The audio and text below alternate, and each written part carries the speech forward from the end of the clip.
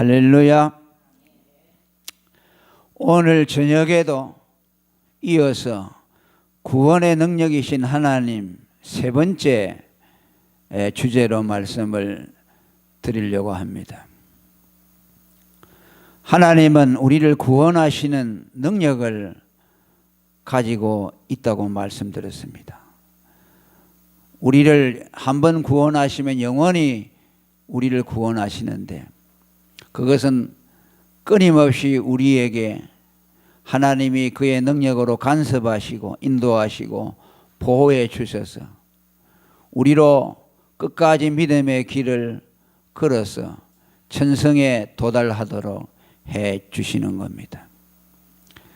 그렇기 때문에 주님의 구원의 능력은 단번에 그치지 않고 구원을 주시기로 예비한 성도들에게는 처음 믿음을 주시고 구원하신 이후에 끝까지 그로 하여금 하나님의 능력을 힘입도록 도와주시는 겁니다.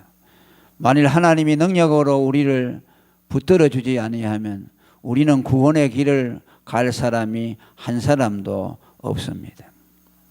오늘도 여기 보니까 하나님의 구원의 능력이 어떻게 역사하시는가를 말씀하는데, 첫째 39절에 보면은 하나님은 우리에게 능력을 주셔서 전쟁케 하시는 하나님이라고 말씀합니다. 39절에 보면 대저 주께서 나로 전쟁케 하려고 라는 말씀이 있습니다. 하나님은 우리를 구원하신 이후에 그저 온실 속의 화초처럼 우리를 그저 곱게 보살펴 주시는 것이 아니고, 하나님은 우리를 연단하시고 훈련하셔서 전쟁터에 나가는 군사처럼 우리가 되기를 원하십니다. 우리는 이스라엘을 애굽에서 구원하신 이후에 하나님은 애굽에서 가나안으로 바로 직통하지 않고 40년이라는 기간 동안 광야를 통과하면서 많은 전쟁을 치르도록 하셨습니다. 이것은 예수 믿고 구원받은 사람에게는 전쟁이 따른다는 것을 말씀합니다. 온실 속의 화초가 아니라 예수 믿은 그 이후부터 우리는 군사로 부름을 받은 자들이 되는 것입니다. 그래서 성경에는 우리를 그리스도의 군사라고 말하고 있고 우리를 전쟁하는 자로 묘사하고 있습니다. 그런데 이 전쟁은 크게 두 가지로 나눌 수가 있습니다. 하나는 자연 발생적인 전쟁입니다. 지난 시간에도 말씀을 드렸습니다만 우리가 예수를 믿고 그의 의를 힘입어 구원을 받게 되면 마귀와 또 정욕과 세상이 우리들의 대적자가 된다고 말합니다. 이것은 우리가 적군을 만들어서가 아니라 자연 발생적으로 그렇게 됩니다.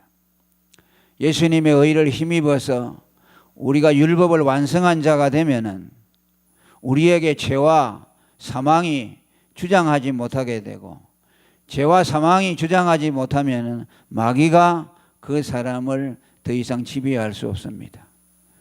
그래서 예수 믿는 사람에게서 마귀가 떠나가게 되면 그때부터 마귀는 예수 믿는 사람의 대적자가 되는 겁니다. 구원받기 전에는 마귀와 한편이 되어 있기 때문에 마귀와 대적할 일이 없습니다. 구원을 받고 율법의 저주에서 벗어나면 마귀가 그에게서 떠나기 때문에 마귀는 그때부터 그리스도인의 대적자가 되는 것입니다.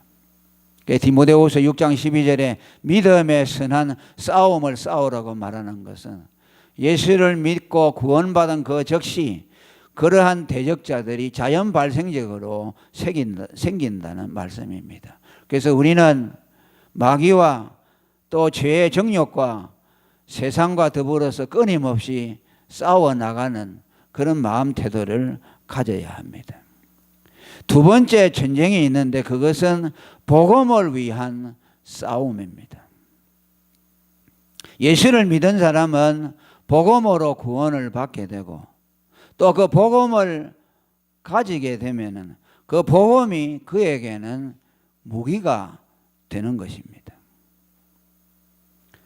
복음을 가진 사람은 마귀의 대적자가 되어지고 흑암과 또 불신과 이런 것들을 향해서 선전포고를 하는 것과 같습니다. 복음이라는 것은 생명을 갖다 주는 것이지만은 그 복음이 받아들이지 아니하는 자들에게는 그 복음이 그 사람들을 공격하는 공격 무기가 되는 겁니다. 그래서 예수 믿는 사람이 복음을 가지고 그 복음을 영화롭게 하려고 하고 그 복음으로 하나님의 뜻을 순종하려고 할 때에 거기에는 반드시 영적인 전쟁이 일어나게 됩니다.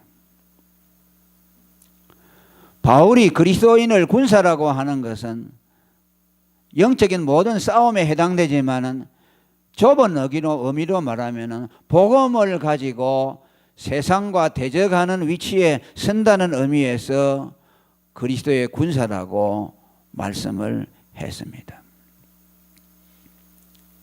빌립보 2장 30절에 보면 에바브로디도라는 사람이 나옵니다. 이 사람은 죽을 병에 걸렸지만은 복음을 전하는 바울 사도의 편이 되어서 그 사역을 돕기 위해서 자기 목숨을 돌보지 않고 바울을 섬기며 수종 들었다고 말씀합니다. 그래서 그를 일컬어 그리스도의 군사라고 바울 사도가 말합니다. 2장 25절에 보면 에바브로디도는 함께 수고하고 함께 군사된 자라고 말합니다. 바울 사도만 복음의 군사가 아니라 에바브로디도 역시 복음을 위해서 같이 협력하면서 군사로서 바울을 도왔다는 말씀입니다. 디모데전서 6장 12절에도 영생을 취하라, 믿음의 선한 싸움을 싸우라, 이를 위하여 내가 부르심을 받았고 많은 증인 앞에서 선한 증거를 증거하였다. 이것은 믿음의 싸움의 내용이 복음을 가지고 증거하는 것에 관계되어 있다는 것을 말씀합니다. 디모데후서 4장 5절에도 너는 모든 일에 근신하여 고난을 받으며 전도인의 일을 하라고 말씀합니다. 예수 믿는 사람은 복음으로서 하나님을 섬기는 사람인데 복음을 가지고 하나님을 섬기려고 할 때는 반드시 거기에 대한 핍박과 고난이 따라오게 된다는 말씀입니다. 그것은 왜냐하면 두 가지 측면에서 그렇습니다. 우리가 불신자들에게 복음을 전하는 것은 예수를 믿으라고 하는 것은 그 사람을 장악하고 있는 마귀를 대적하고 공략하는 것입니다. 사람을 공격하는 것이 아닙니다. 택한 백성들은 복음을 전하면 성령의 감동을 입어서 복음을 받아들입니다. 그러나 택한 백성이 아닌 사람은 그 사람을 마귀가 완전 장악하고 있기 때문에 복음을 전하면 그 사람 속에 있는 마귀가 자기를 향해서 주인된 자리를 내어놓고 그 사람에게서 떠나라고 하는 것과 꼭 같습니다. 예수를 믿으라고 하는 것은 예수가 이제 그의 구주가 되어서 그를 주로 섬긴다는 뜻입니다. 그러면 필연적으로 마귀는 그 사람에게서 손을 떼고 나아가야 합니다. 그러니까 예수를 믿으라고 하는 것은 마귀로 하여금 그 사람에게서 주인 되지 못하도록 하기 때문에 그 사람 안에 있는 마귀가 복음 전도자를 향해서 대적을 하고 핍박을 하는 겁니다. 그래서 그 마귀가 사람을 죽이기도 하고 핍박하기도 합니다. 아벨을 돌로 쳐 죽인 가인 그 형이 그런 것보다는 가인 안에 있는 마귀가 아벨을 미워해서 죽인 것이죠. 많은 복음을 전하는 복음 전도자들이 핍박을 받고 순교를 하는 것은 사람이 그랬다기보다는 그 사람을 장악하고 있는 그 안에 있는 마귀가 그 사람에게서 주인의 자리를 놓고 나가야 되니까 복음 전하는 자들에게 핍박을 하는 겁니다. 우리는 그것을 알아야 됩니다. 복음을 전할 때 전도받는 사람들이 전도자들 향해서 강박하게 하고 아주 나쁜 태도로 하는 것을 볼 때 우리는 그 사람이 그렇게 한다고 생각하면 안 됩니다. 그 사람 속에서 예수를 대적하고 예수가 그 사람 속에 들어와 주인 놀이를 하려고 하는 것을 못하도록 하기 위해서 그 사람 안에 있는 마귀가 역사하는 겁니다. 그렇기 때문에 우리는 그 사람을 미워해서는 안 되고 그 사람 속에 역사하는 마귀를 향해서 우리는 저주하는 마음을 가져야 되고 기도의 능력을 가지고 그것을 이겨 나가야 합니다. 또 전도는 사람을 귀찮게 하는 것입니다. 영적으로 사망의 잠을 자고 있는 사람들에게 복음을 전하는 것은 가장 평화롭고 안전한 상태에 있는 사람을 괴롭히는 것과 똑같습니다. 예수 없이 마귀에게 장악되어 있는 사람은 그 나름대로 마귀 안에서 가장 평온한 삶을 살고 있습니다. 여러분, 예수 안 믿는 사람이라고 해서 마귀의 장악 아래 있다고 해서 그 사람들이 생활이 불편하거나 괴롭지 않습니다. 아주 평안하게 삽니다. 그렇기 때문에 예수를 안 믿습니다. 우리 친척들 가운데서도 예수를 안 믿지만은 모든 일이 잘 되고 농사를 해도 잘 되고 가족들이 다 평안하고 자녀들이 다 잘 성장해서 자기들의 지위를 잘 찾아갑니다. 그러죠? 그러니까 평안하지요. 예수 없이도 얼마든지 평안할 수 있습니다. 자, 그런 사람들에게 가서 예수를 전하게 되면은 그 사람들에게는 혼란이 일어납니다. 그렇기 때문에 복음 전하는 사람들에 대해서 대적을 하게 되고 자기의 평안을 깨트리려고 하는 사람으로 도전하는 사람으로 생각을 합니다. 제 친척 가운데 한 사람이 저희 아버님이 돌아가실 때 제가 군대에 있었는데 저는 아버님이 아프시기 전에 복음을 전하고 군대에 들어갔는데 뭐 나는 내 할 도리를 했고 제가 임종을 못했어요. 그런데 우리 가족들 가운데 하나가 친척이 아주 복음을 열광적으로 전하는 분이 있어요. 그러니까 아버지 보고 돌아가시기 전에 꼭 예수 믿어야 된다고 이렇게 하니까 옆에 있는 사람이 뭐라고 하냐면 임종하는 사람에게 마음 편안하게 해서 가게 해야 되지. 이제 예수 믿게 해가지고 이제 임종하는 사람의 마음을 복잡하게 하고 고통스럽게 할 필요가 있느냐. 그런 말을 했다는 거예요. 맞는 말이죠. 예수 안 믿고 그냥 평생을 살아왔는데 그냥 가만히 두면 평안하지요. 그건 뭐입니까? 평안하면 그 평안이 생명의 평안이 아니고 사망의 잠이지요. 그냥 그대로 내어버려 두는 것이죠. 우리가 복음을 전할 때 사람들이 왜 싫어하고 짜증을 내느냐 하면 하나님 없이 평안한 겁니다. 마귀 안에서. 마귀 안에서 모든 것이 다 평안하니까 왜 마귀가 그 사람을 꽉 장악하고 있으니까 그 사람 멸망으로 가야 되니까 마귀가 그 사람에게 보장해 주는 거죠. 우리는요, 뭐 마귀가 어떤 사람에게 장악하고 있으면 뭐 사고가 나고 뭐 하면 무엇이 일이 안 되고 그렇게 생각하죠. 그게 아니에요. 마귀가 장악하면 고단수는 어떤 게 고단수인 줄 압니까? 평안한 겁니다. 그래서 계속해서 불신의 자리에 머물러 있도록 만들어요. 그게 마귀가 하는 가장 고단수예요. 마귀가 뭐 어려움을 주고 고통을 주는 거는 그거는요, 예수 믿을 가능성이 많아요. 그러잖아요. 고통이고 어려움이 오면 아이고 내가 예수를 믿어야 되겠다 라는 생각이 들지요. 그런데 마귀가 꽉 장악해가지고 모든 게 다 잘 되게 하면 그 사람은 예수를 믿을 가능성이 없죠. 그러니까 영적으로 잠자는 사람들에게 복음을 전하는 것은 그 사람을 혼란하게 하고 그 사람을 귀찮아하게 하고 짜증나게 하는 것이니까 반드시 그 사람에 대해서 대적을 하는 거예요.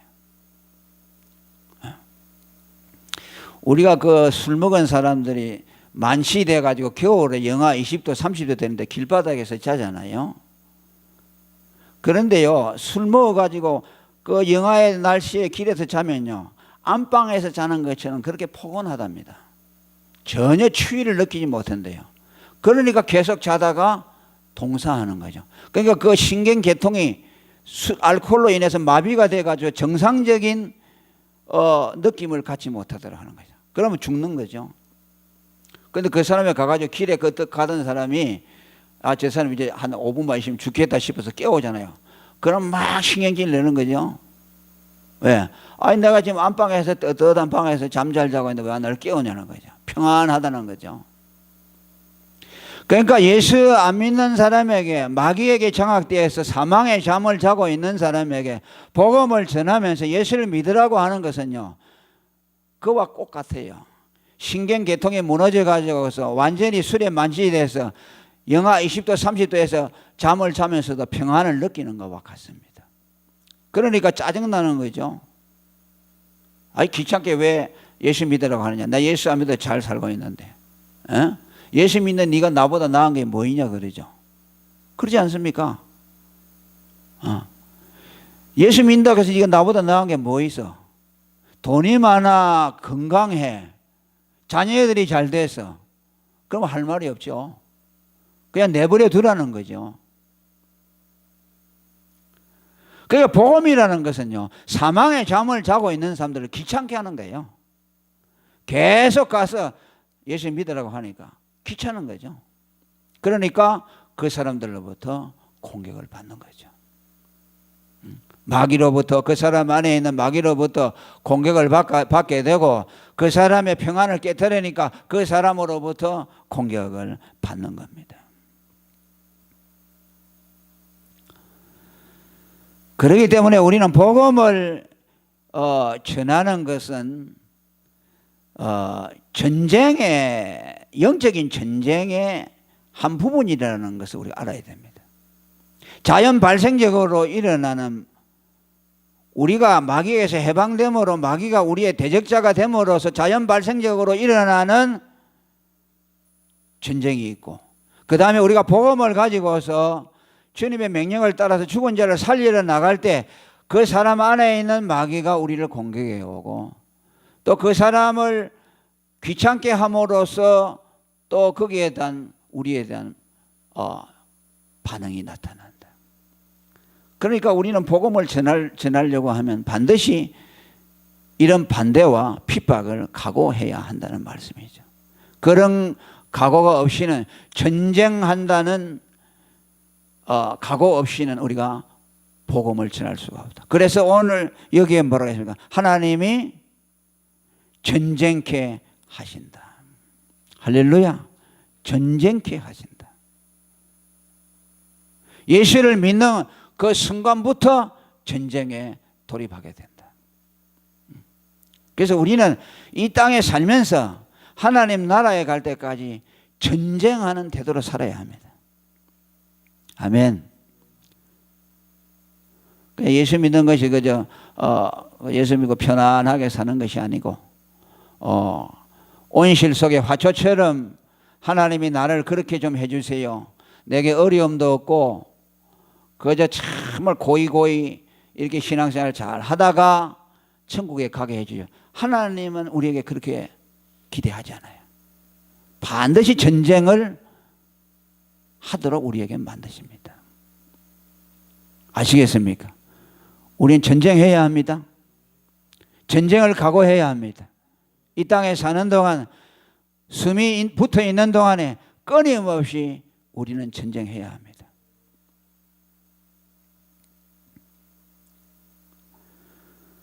그 다음에 여기 보니까 전쟁을 우리를 몰아넣을 때 능력을 주어서 전쟁의 자격자로 만든다고 말씀합니다.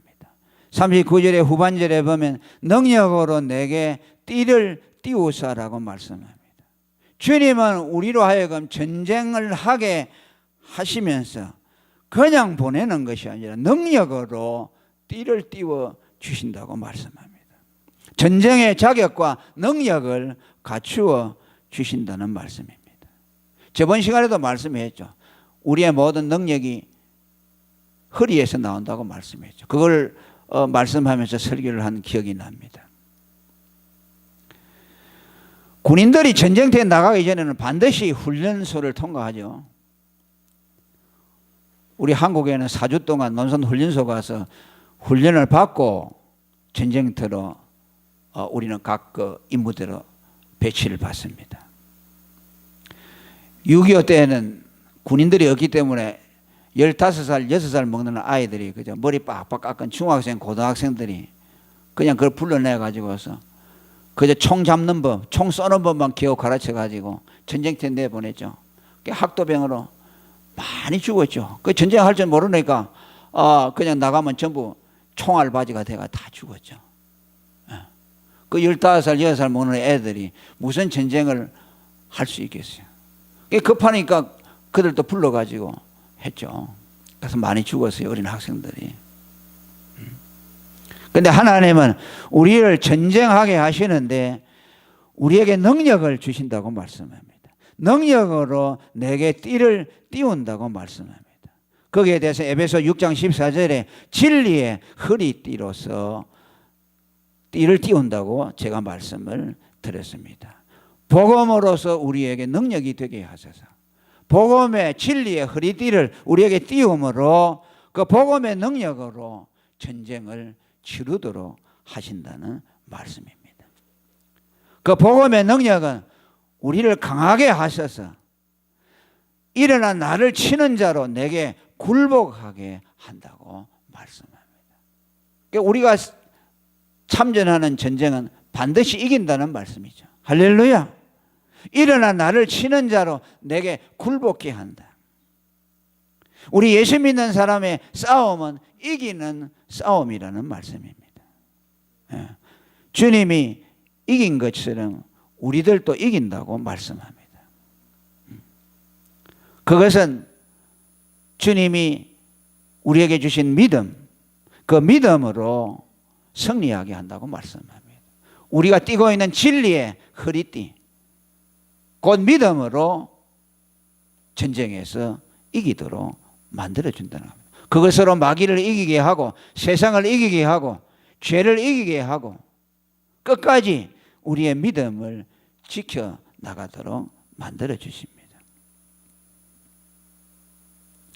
요한일서 5장 5절에 4절 5절에 세상을 이긴 이김은 이것이니 우리의 믿음이라고 말합니다.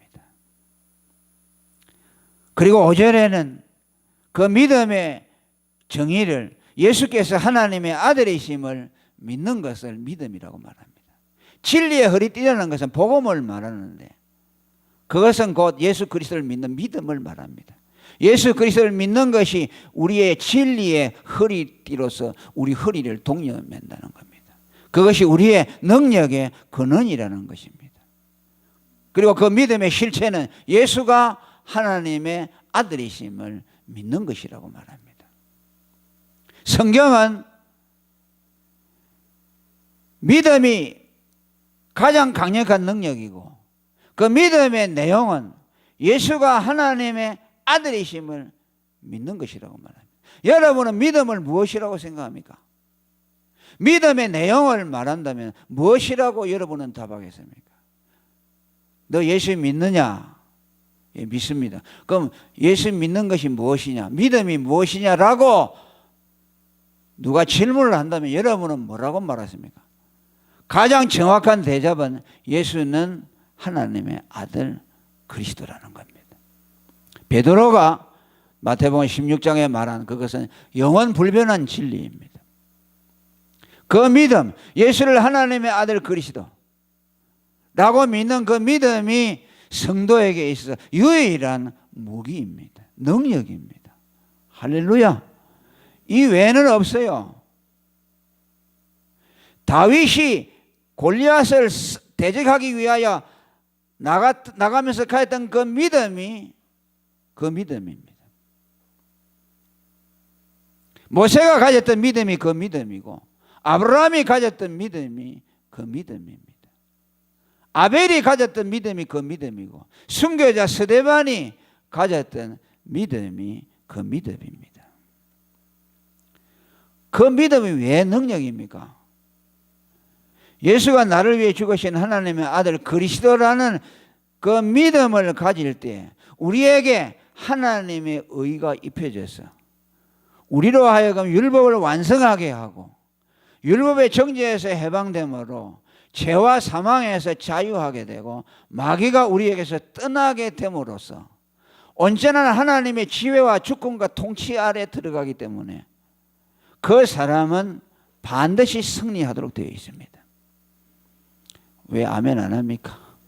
안 믿어집니까? 다시 말합니다. 우리 믿음은 무엇이냐? 예수가 하나님의 아들 그리스도, 그분이 나를 위해 내 죄값을 대속해 주신 하나님의 아들이라고 믿는 그 믿음을 확실히 부여잡을 때에 율법이 그에게서 완성되어지고 죄와 사망과 마귀가 그를 더 이상 지배하지 못하게 될 때에 그는 하나님의 능력을 힘입고 모든 것에서 이길 수 있는 능력자가 되어집니다. 아멘. 마귀도 이길 수 있고 죄도 이길 수 있고 세상도 이길 수 있어요. 따라합니다. 세상을 이기면 우리의 믿음이니 예수께서 하나님의 아들이심을 믿는 자가 아니면 세상을 이기는 자가 누구냐? 요한일서 5장 4절에서 5절까지 말씀이에요. 세상을 이기는 것은 믿음이고 그 믿음은 예수가 하나님의 아들이심을 믿는 겁니다. 그것에 능력이 있어요. 아멘. 그것을 믿어야 돼요. 그 믿음을 붙들어야 돼요. 다른 믿음을 가지면 안 돼요. 그 믿음을 가질 때에 하나님의 능력이 우리에게 임하십니다. 하나님이 우리를 장하게 해주십니다.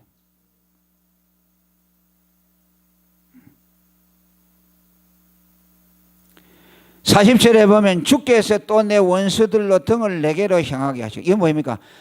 등을 보인다는 것은 원수가 우리에게 졌다는 게 도망간다는 거죠. 싸우다가 져서 도망간다는 거죠.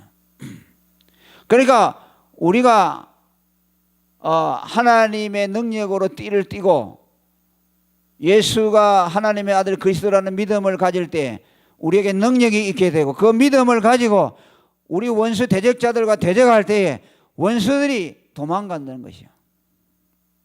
아멘. 마귀가 도망가게 되고, 예?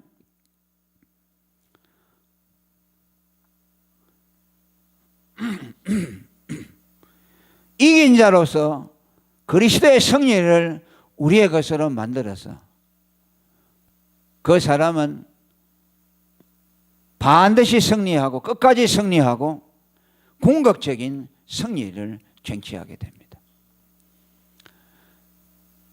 자, 그걸 여러 사람들이 뭐 설교하실 때 말하는 거 보면 우리가 중공군들이 개입을 해가지고 부산까지 중공군들이 내려왔잖아요. 부산만 딱 남았을 때 그때 메가드 원수가 인천에 상륙 작전을 했죠.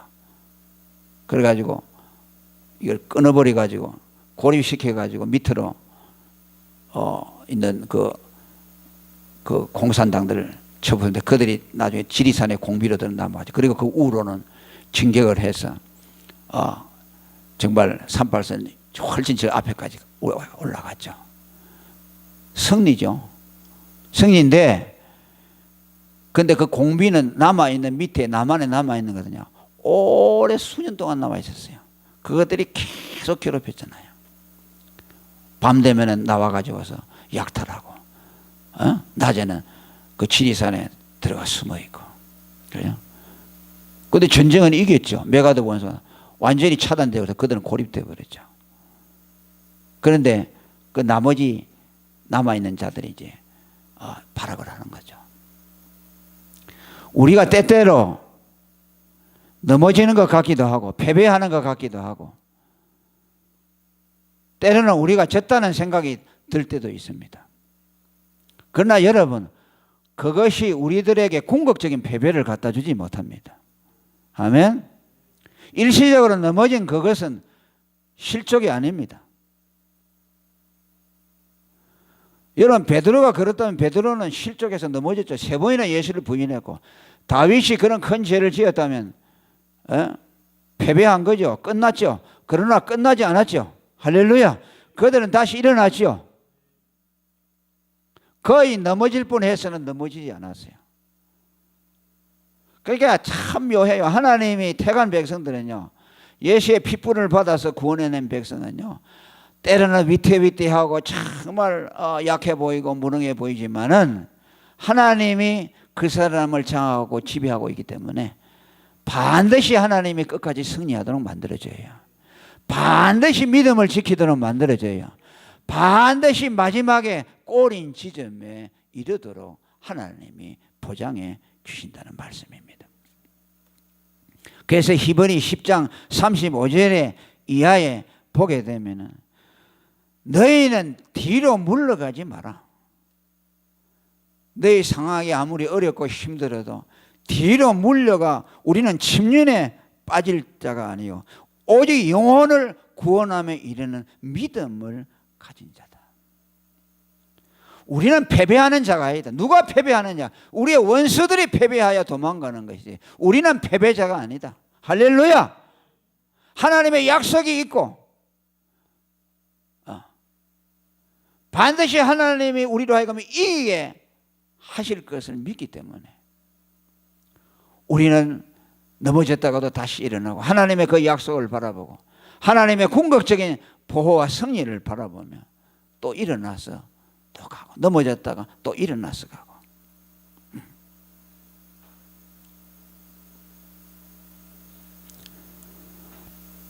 어떤 분들은 예수 믿다가 너무 어려우니까 아이고 차라리 예수 안 믿는 게 낫겠다. 예수 믿는다고 해봐야 너무 힘들고 예수가 없으면 그냥 내 마음대로 살 것인데 예수가 있으니까 그냥 이러지도 못하고 저러지도 못하고 그냥 오늘부터 하나님 없는 것을 알고 그냥 무시하고 살아버리자. 예수 믿어서 이렇게 고통스러운데 예수 때문에 가정에 풍파가 일어나고 예수 때문에 믿음 지키려고 하다 보니까 손해도 봐야 되고 믿음 지키려고 하다 보니까 오히려 갈등이 일어나고 차라리 예수 안 믿는 사람들이 어떤 날 보면 더 화목하게 사는 것 같고 사이가 더 좋은 것 같죠. 왜? 예수라는 믿음 그거 지키려고 하다 보니까 이렇게 해보다가 하니까 거기에서 갈등도 생겨나는 것이요. 예수가 우리에게 구원을 주지만은 또 예수의 믿음을 지키려고 해 나갈 때에 거기에 따르는 고통이 있단 말이죠. 그러니까 어떤 사람들은 그냥 이럴 바에 뭐 예수 뭐하러 믿냐 이런 생각을 하는 사람들이 있어요. 우리는 절대 그런 생각 가지면 안 됩니다. 우리 성도님들은 뭐 그런 생각을 갖지 않겠지만은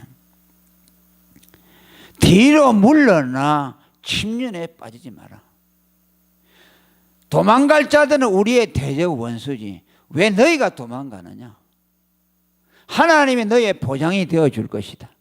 어려워도 인내하고 하나님의 약속을 바라보고 끝까지 가면은 저 너머에 구원과 영생의 약속이 기다리고 있고 하나님의 약속이 있다. 조금만 참아라. 그것이 히브리서 10장입니다. 그 앞에 보면은 예수 믿는다고 산업을 빼앗기고 그러면서도 그 산업을 빼앗기는 것도 기쁘게 당한 것이라고 했어요. 예수 믿는 것이 이렇게 힘드는데 이걸 어떻게 끝까지 믿음을 지켜야 될 것일까 라고 고통하는 자들을 향해서 사도가 말하는 겁니다. 그렇지만 끝까지 담대함을 버리지 말라고 말합니다. 할렐루야. 담대함을 버리지 말라는 것은 처음에 가졌던 그 믿음을 끝까지 견지하라는 것이죠. 그러다 보면 나중에 하나님의 약속이 이루어지는 것을 보게 될 것이다. 앞으로 너희에게 올 그 영원한 생명, 그것을 너희가 보게 될 것이다. 그 가는 것, 지금 나가는 것은 한 과정이다. 이 과정에는 어려움이 있지만은 그 과정 너머에 하나님이 우리를 위해서 해놓으신 약속들이 있지 않느냐. 그래서 너희는 인내하라, 견디라고 말씀합니다. 이것이 오늘 전쟁에 연루된 사람들의 태도입니다. 그러니까 전쟁이라는 것은 참혹하지요. 그러니까 어떻게 합니까? 전쟁하다가도 밀리고, 우리나라도 그 전쟁하면서 수십 번 그 고지가 주인이 바뀌었잖아요. 그러니까 때로는 뭡니까? 그냥 항복하고, 그냥 항복해버리면 희생이 없잖아요. 그냥 항복하고 목숨이라도 구할까라는 생각이 들죠. 그지만 그 위에 지휘관들은 독려하죠. 조금만 참으면 우리가 이길 수 있다. 아군들이 와서 우리를 도와줄 것이다. 그러죠. 그래서 견디는 거죠. 우리의 믿음도 그와 같다는 것이죠. 영적인 싸움에 연루된 우리들이 그 어렵고 믿음을 지켜나가는 것이 힘들지만은 하나님이 우리를 도와주실 것이고, 반드시 우리에게 이걸 견디고 나가면 하나님이 우리를 향해서 약속해 놓은 것들이 있으니까 그 약속을 바라보고 담대함을 가지고 나가자. 그렇게 오늘 우리에게 격려하는 겁니다. 여러분들 이런 담대함을 가지시기를 바랍니다. 우리의 신앙이라는 것은 여러분 꽃길을 걸어가는 것이 아니라는 거. 이 세상은 어느 사람의 말대로 유람선을 타는 것이 아니고 우리는 군함을 타고 있다. 전쟁하기 위한 군함을 타고 있다. 그걸 생각하시고, 여러분 한 세상 와서 어떻게 하면 편안하게 살까, 이런 생각은 좀 우리는 버리면 좋겠어요. 이 땅에 와서 믿음 지키고 고난 당하다가 주님 앞에 나는 가야겠다. 복음으로서 선전포고하고 흑암의 세력을 향해서 퇴적하고 원수 마귀들을 향해서 전쟁하는 태도로 내가 살아야 되겠다. 그런 마음으로 우리가 끝까지 견디시기를 축원합니다. 통성으로 기도하겠습니다.